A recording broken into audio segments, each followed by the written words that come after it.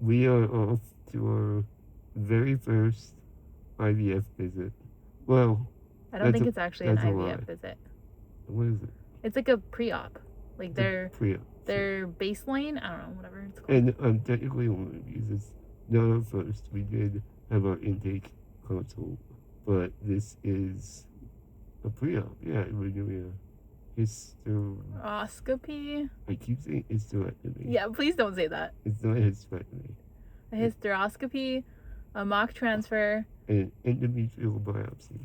Yeah. Did I get that one right? Yeah, you got that one right. Did. Marissa loves doctors. Yeah, so can't wait for this one. Wish us luck. Wish us luck. Bye. Bye. Not exactly the most wheelchair friendly IVF clinic, but it's the closest to where we live. Yeah. No, we're good. Thank you. So it's about 10 minutes by parking. That's always fun. And then it's a maze to actually get in. Yeah.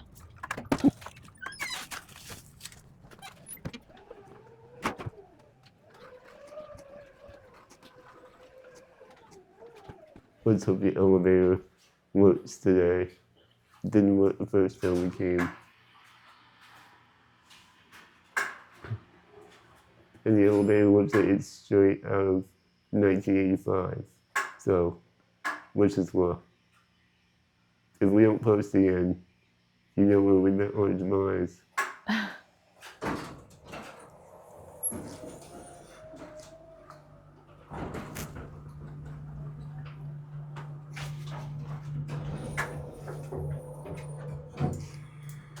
Listen for the dings of each floor.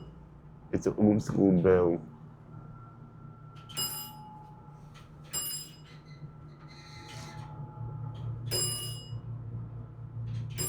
Show them the floor numbers. I did. That's where it's at now. Nice.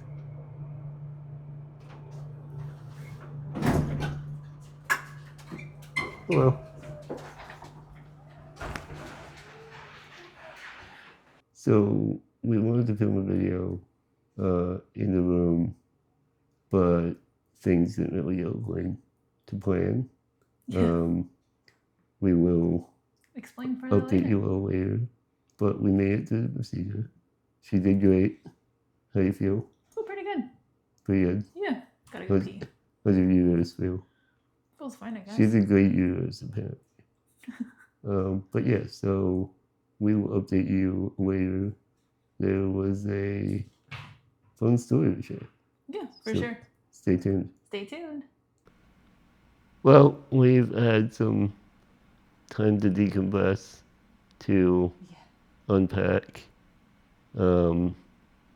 This is supposed to be a hopeful video and a hopeful day for us. I really expected things to go smoothly. That was probably a mistake on my part. Maybe I was a little too naive. But of course, as with my entire life and now Marissa's life with me, my disability got in the way of things, as per usual. So we got to the office where we had showed you when we got there, we had cut the video out of respect for other people's privacy that may have been in the waiting room and didn't want to be on YouTube. We sat in the waiting room for about an hour. Yeah, it was maybe an hour 15. Appointment was for 11:45. I don't think we actually went in until about 1. So, I was going to say 1. Yeah. Which, fine. That comes with the territory of doctor's appointments. I was used to that, so there wasn't really a surprise to me. It was a bit of a It was a surprise. rude awakening for me. How much time did you tell your boss you would be out? Oh, I told my boss I was going to be out a couple of hours. Oh, okay. Well, And that was a couple of hours into it already. gotcha. So, yeah, So behind thanks for the schedule. flexibility, boss. So we finally get called in, which was great news. I followed Marissa as I usually do because I don't like to lead. Um, you never know what the path ahead of me looks like, whether things need to be moved out of the way, etc. So I let Marissa lead. I see that she's stopped and talking to the nurse. I see gesticulation, and right away I can tell that something's wrong. And as I get closer, I hear Marissa talking about the ADA. Do you want to fill them in on what Yeah. transpired?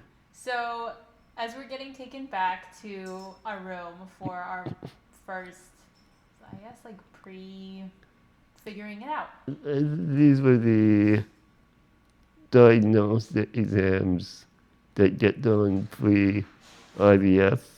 So we were there for a mock embryo transfer, Transfer. a endometrial biopsy, And your and favorite one? a hysterectomy. No, It's to hysteroscopy. us. I'm not a doctor. So we get, we're walking back. The nurse asks me if it's all right if he stays outside of the room. Which, not that I mind, but I mean it's a family procedure. We're there to grow our family. Most husbands, partners, what have you, accompany their partners because for some people these are traumatic procedures and they want the support of their partner. And from my perspective, I already feel awful because realistically, we're there for me.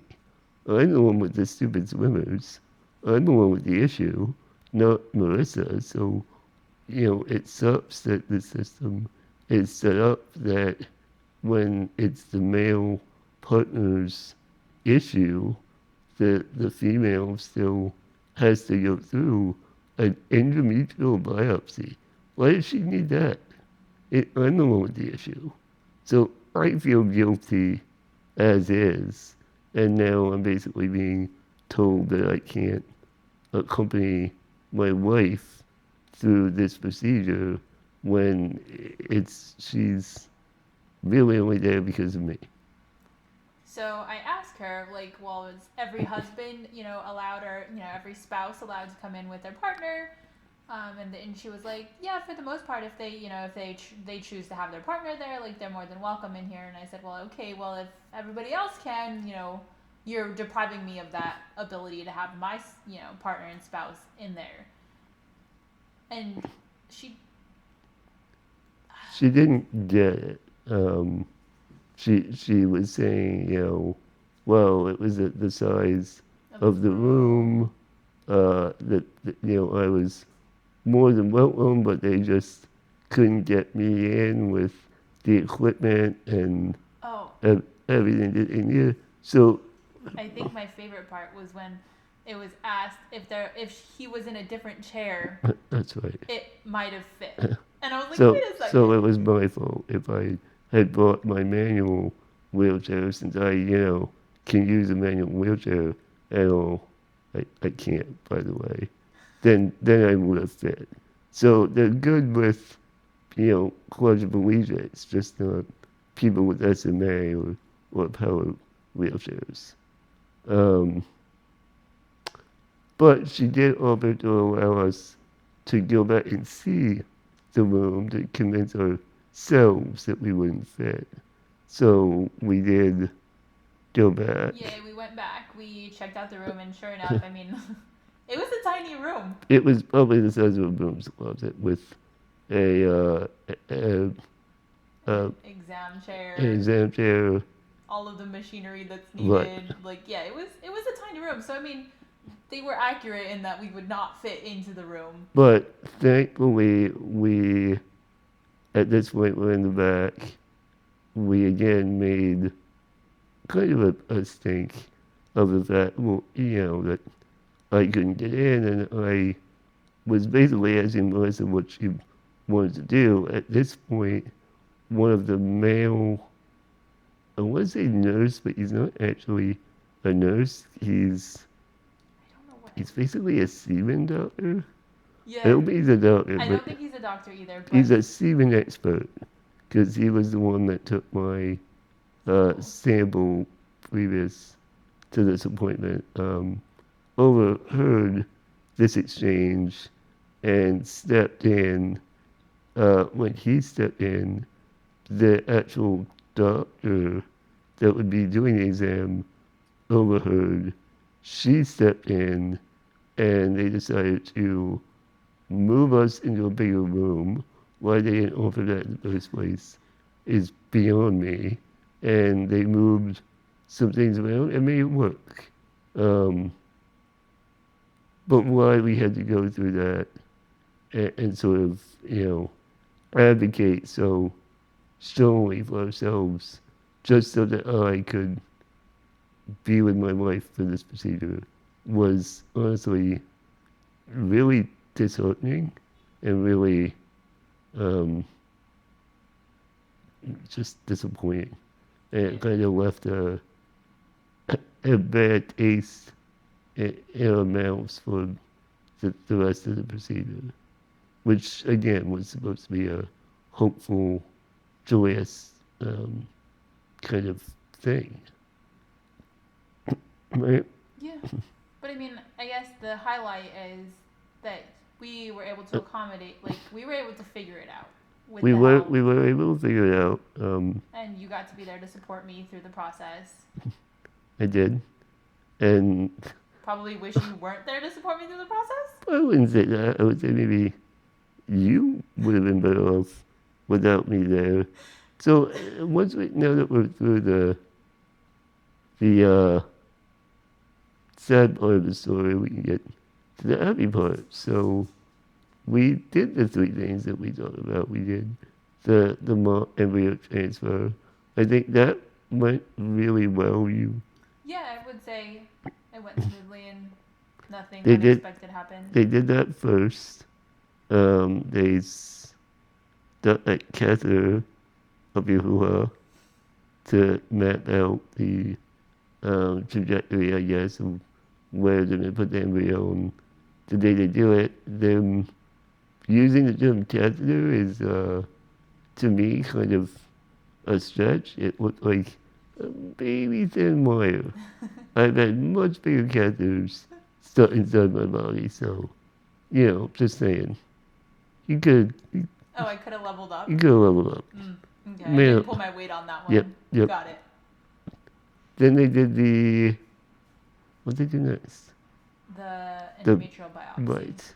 And I will say I felt bad for you on this one because she's, the doctor, said that it's they call it a biopsy, but it's not technically a biopsy, it's just suction. But she described that you would feel clamping. Yeah. And did you? I did. I felt some. I mean, not over the top. I'm lucky that I don't typically get cramping, TMI. But I mean, I don't think it was over the top. Good. That's good. And then came the fun one. hysterectomy. What is it? Hysteroscopy. I can't. The next one. And I felt bad for the doctor on this one. so right away, let me paint the scene for you if you haven't been to IVF before. Marissa is got her feet up, spread eagle in the stirrups. they've got a little, like, it's not a gown, it's Sheet. like a giant sheet kind of over her knees to provide some modesty, if you will. I'm standing off in the corner. I can see under the sheet, but I'm not at an angle to see everything. So I can't see, let's just say, the entry point. Um, but I do see, as this hysteroscopy is starting, the doctor says, we're going to apply some local anesthetic. Marissa can't see a thing because she's laying on her back with her legs spread eagle and a sheet over her.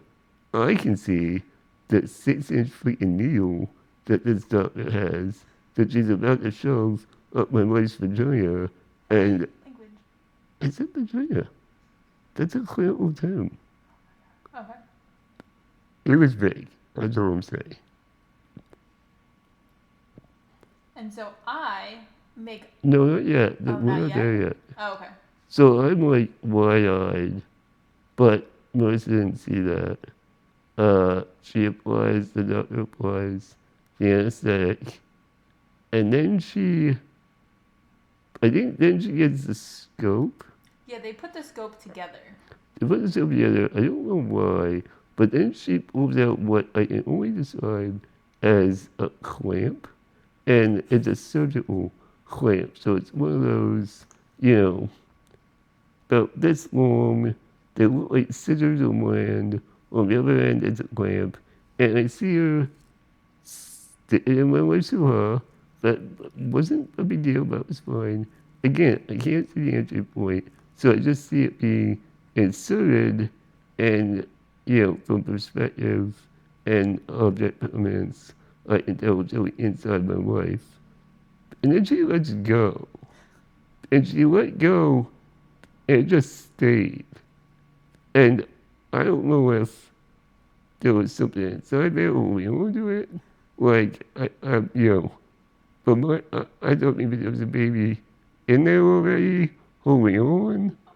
My eyes went huge. And I guess I made a face. So then, I'm just minding my own business, looking at the ceiling, looking around, just kind of like do. When I look over at Connor and his face goes. So my face busts up laughing because it's funny. And the doctor goes, "Oh my gosh, are you okay?" And I'm like, "Yeah, I'm fine." And she's like, "Are you sure?" And I was like, "Yeah, I'm just laughing." And she's like, "Oh, phew. I thought you were crying." So she was really worried that she had done something. And I feel bad for her because I was just laughing at you. At me or with me? I don't know if you were laughing, so I can't confirm. I mean, what I'm taking away from this story is that your husband can make you laugh so hard, people think you're crying. I mean, it's happened before.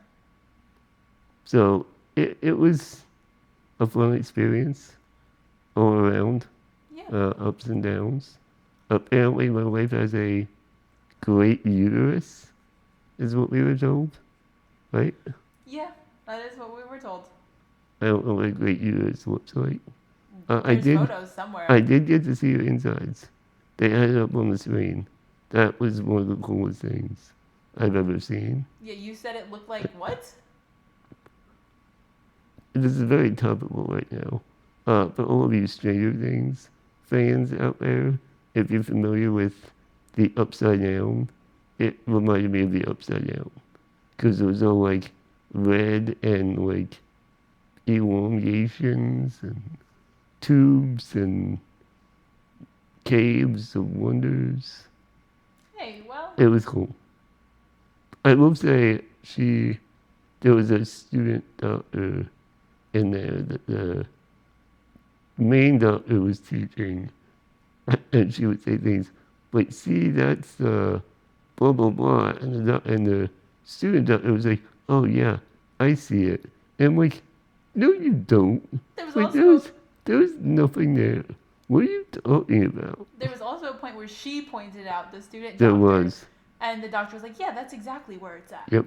Yeah. So, yeah, I guess we didn't go to school to be doctors, so Some of us did. fair.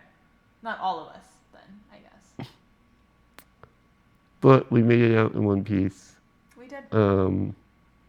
We will be going back.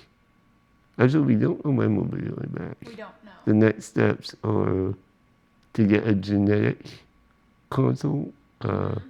Actually, maybe we can crowdsource this. If any of you have been through IVF, or if you haven't, you just have opinions. How do y'all feel about PGT-A? Yeah, PGT-A testing. What's the other? Any other things, if you've been through IVF, your perspective or, looking back, what you would have known, just leave a comment down below. We'd be happy to hear what your feelings are, thoughts. And to be clear, when we talk about PGT-A and genetic testing, we did preemptively test Marissa for the SMA carrier genes, since we knew, with me being a SMA exhibitor, it would be a 50-50 if she were If I were a carrier, yeah. but she is not. So Yeah, not a carrier. so we did do genetic testing in that regard. We are leaning toward not doing genetic testing in other, of the embryos. So if you have any opinions, please share them. Well, opinions with reason. We don't want to just hear your opinion. We want to hear why you have your opinion.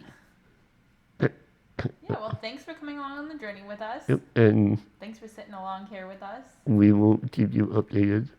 Hopefully, our family will have a plus one in, I don't know, 10 to 12 months. Maybe. And maybe you'll see. Okay, bye. Okay, bye.